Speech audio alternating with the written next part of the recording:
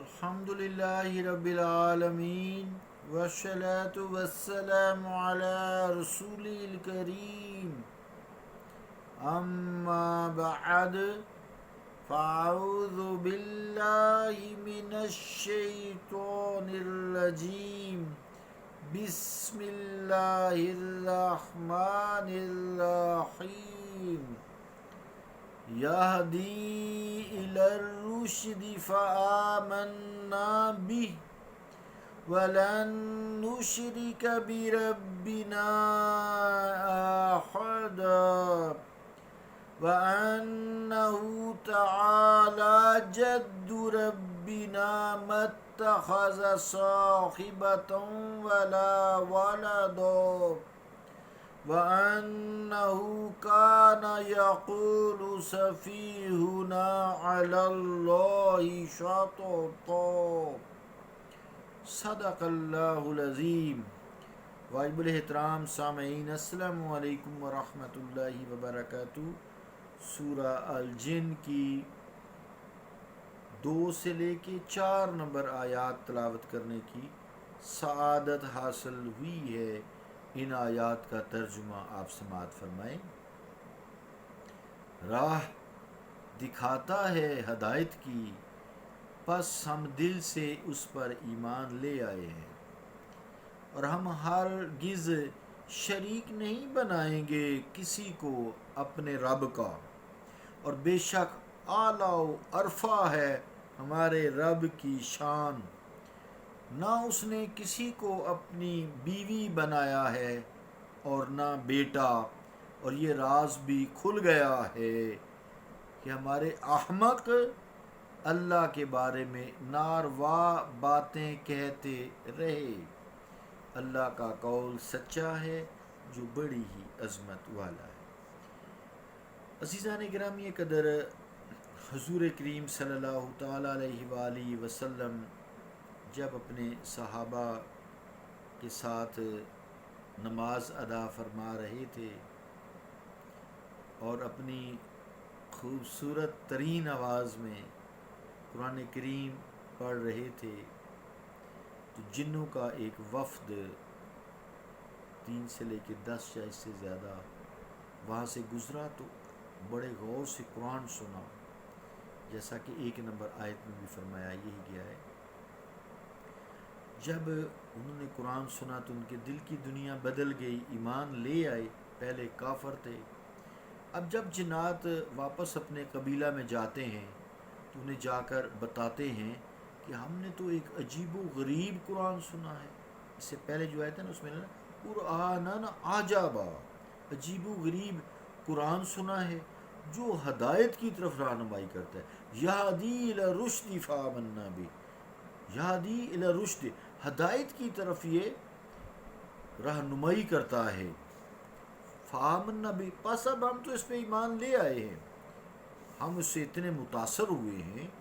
کہ ہم تو سنتے ہی ایمان لے آئے ہیں، اور یہ ہم اعلان کرتے ہیں فآمنا بہ، دوسری نمبر آیت کا پہلا حصہ جو ہے، ہم اعلان کرتے ہیں کہ ہم عمر بھر اب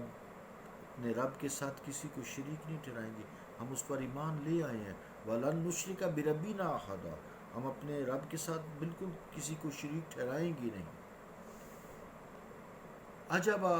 جو ہے یہ لفظ عجیب سے ہے، جیسے پہلے قرآن عجبا ہے، اس میں مبالغہ ہے اس میں، یعنی یہ کلام یعنی قرآن کریم اتنا عجیب و غریب ہے کہ آج تک ہم نے ایسی فصاحت و بلاغت کسی بھی کلام میں نہیں دیکھی ہے۔ اس میں تبلیغ حق کا ایک ایسا بانک پن ہے جو ہم نے محسوس کیا ہے، ہمارے دل موم ہو گئے ہیں۔ الفاظ ہیں تو ایسے جیسے سچے موتیوں کی لڑیاں ہیں، اور معانی ہیں کہ اتنے عرفہ ہیں، اتنے بلند ہیں کہ طائر فکر بھی وہاں دم نہیں مار سکتا، اور اثر ایسا ہے کہ خود بخود دل اس کی طرف کھینچے چلے آتے ہیں۔ عزیزان گرامی قدر، ان آیات سے ہمیں معلوم ہوتا ہے کہ یہ جنات پہلے مشرک تھے، کافر تھے، یعنی مشرک قوموں کی طرح انہوں نے بھی اللہ تعالیٰ کے ساتھ کوئی بیوی استغفر اللہ اٹیچ کی ہوئی تھی، کوئی اولاد کسی کو مانا ہوا تھا، جیسے حضرت عیسیٰ علیہ السلام کو عیسائی جو ہیں یہ اللہ کا بیٹا بھی مانتے ہیں، ان کے فرقے کچھ ایسے ہیں، 72 فرقے ہیں، اس طرح یہودیوں کے 72 فرقے ہیں، وہ بھی حضرت عزیر کو اللہ تعالیٰ کا بیٹا مانتے ہیں، کچھ نہیں مانتے، کوئی خدا مانتے ہیں، اس طرح کے ان کے بھی کافرانہ عقائد تھے، یا جیسے ہندوؤں نے کتنے بت بنا رکھے ہیں۔ تو جب انہوں نے قرآن سنا تو ان کے دلوں میں نور ایمان گھر کر گیا، نور ایمان چمک اٹھا ان کے دلوں میں، تو تمام خرافات کو انہوں نے پرے پھینک دیا اور وحدہ لا شریک، اللہ رب العالمین جو ہے وحدہ لا شریک ہے، اس پہ ایمان لے آئے۔ اللہ کی ذات و صفات میں کوئی شریک نہیں ہے، نہ اس نے کسی کو بیوی بنایا، نہ اس کا کوئی بیٹا ہے، وہ بیوی اور اولاد سے پاک ہے۔ سورہ الاحقاف میں بھی جن یعنی جنات کا تذکرہ کیا گیا ہے، وہ حضرت موسیٰ علیہ السلام کے پیروکار تھے اور اہل کتاب تھے، اس لیے یہ واقعہ اس واقعہ سے جدا ہے، الگ الگ ہے۔ نیز یہ بھی ہمیں معلوم ہوا کہ جنات میں بعض مومن ہوتے ہیں اور بعض جو ہے کافر ہوتے ہیں، اس کے پھر جو ان کا ایمان ہوتا ہے اس کے مطابق جو ہے وہ چلتے ہیں۔ تو انسانوں کی طرح یہ بھی مکلف ہوتے ہیں، شریعت کے مکلف ہوتے ہیں کہ اللہ پر ایمان لانا وحدہ لا شریک ہے، پھر تمام رسولوں پر ایمان لانا، تمام فرشتوں پر ایمان لانا، روز جزا پر ایمان لانا، پھر ان میں جو ہے تمام کتابوں پہ ایمان لانا، یہ 5 چیزیں۔ پھر جو مصطفیٰ کریم علیہ السلام کے دور میں جن ہیں، جب آپ کی رسالت کا اعلان ہوا، آپ نے اعلان کیا رسالت کا، تو پھر تا قیامت تک اب وہ جو جن ہیں ان کے رسول مصطفیٰ کریم علیہ السلام ہی ہیں۔ تو پھر وہ جو جن انبیاء کی وہ امت میں سے تھے، ان کی پوری اطاعت کرتے تھے، ان کے لائے ہوئے دین کی اطاعت ان پر فرض ہوتی تھی۔ اور جو کافر تھے وہ تو ویسے ہی کافر تھے جیسے لوگوں میں انسانوں میں کافر ہیں۔ نیز ان میں ایک بات یہ بھی ذہن میں رکھیں، جنوں میں نبی کوئی نہیں ہے، جنوں میں سے کوئی نبی مبعوث نہیں کیا گیا، جنوں کے نبی نہیں ہوتے، بلکہ جو انسانوں کے نبی ہوتے ہیں وہی جنوں کے نبی ہوتے ہیں، یعنی انسانوں اور جنوں کے نبی انسان جو برگزیدہ انسان ہیں، برگزیدہ اللہ تعالیٰ کے بندے ہیں، انبیاء ہے، رسول ہے، وہ جنوں کے بھی نبی اور رسول ہوتے ہیں اور انسانوں کے بھی ہوتے ہیں۔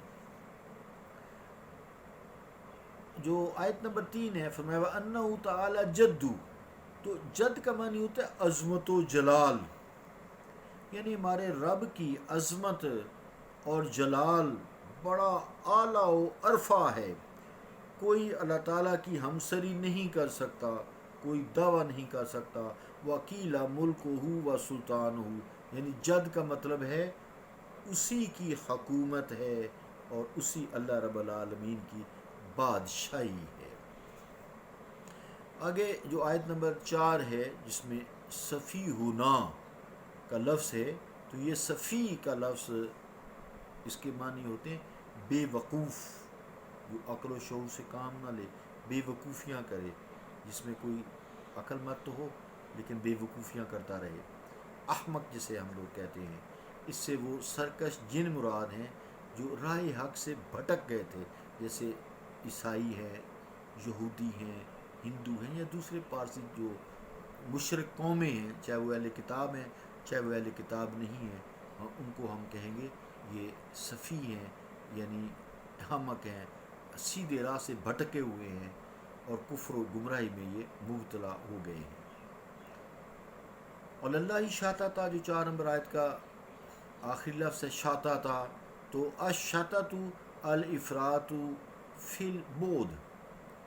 و ابرا بالشتت عن الجور، لقد قلنا اذا شتتا ای قولا بعیدا عن الحق۔ ترجمہ کیا ہے اس عربی عبارت کا، لفظوں کا؟ یعنی شاتتا کا اصلی معنی بہت دور ہونا، یہ لفظ ذکر کر کے تو جور کا معنی بھی لیا گیا ہے، وہ یہ ہوتا ہے کہ جو حق سے بہت دور نکل گیا ہو، قولا شاتاتا، اسے پھر کہتے ہیں. مطلب یہ ہے جنوں کی گفتگو کا اپنے قبیلے والوں کے ساتھ کہ ہم میں سے جو جن گمراہ اور سرکش ہیں وہ اللہ تعالیٰ کے بارے میں ہمیں سراسر جھوٹی اور بعید از حق، یعنی بہت دور کی باتیں بتایا کرتے تھے. وہ صفی ہونا، وہ گمراہ ہو گئے تھے. وَأَنَّهُ كَانَ يَقُولُ صَفِيُّنَا عَلَى اللَّهِ شَطَطًا، اور یعنی یہ بھی راز کھل گیا ہم پہ کہ ہمارے احمق اللہ کے بارے میں ناروا باتیں کہتے رہے تھے اور ہم مانتے رہے تھے. آج ہمارے دل نور ایمان سے روشن ہو گئے ہیں اور ہم ایمان لے آئے ہیں. فآمنا بی ولن نشرک بربنا احدا، اب ہم اللہ تعالیٰ کی ذات و صفات میں کسی کو شریک نہیں کریں گے. صلی اللہ تعالی علی رسول خیر خلقہ محمد وعلی آلہ واصحابہ اجمعین برحمتک یا ارحم الراحمین.